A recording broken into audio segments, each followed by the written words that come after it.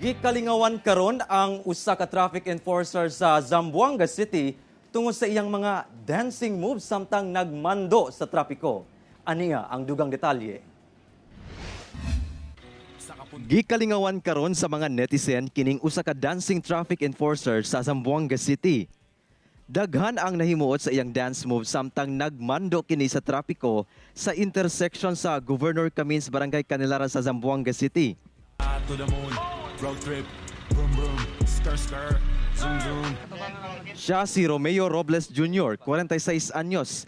Dunay 5 ka anak, taga Barangay Tugbungan. Matod pa niya, 11 anyos na siyang nagtrabaho isip usa ka traffic enforcer sa syudad. Kaning yung magsayaw gyud ko, usa na parte sa hinatag sa Ginoo nga talent nga gihatag sa kuha. Dali ba ka daw entertainment ba? Okay, sir.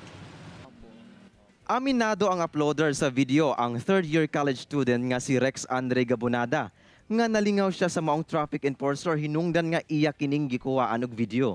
Naisipan ko i-video ko kaya para maraming tao na makabigay ng good vibes sa kanya po. Gidugang ni Robles nga hilig gayud niya ang pagsayaw. Busa, ang mga traffic hand signals iyang gisabayan og sayaw. Sabayan ako og sayaw, mo nang okay kayo. Dahil mahalipay sila, agugoy! Dili kuno niya igsapayan ang kainit sa adlaw, magiyahan lamang ang mga motorista ug malingaw aron mawagtang ang kainit sa ulo sa mga drivers.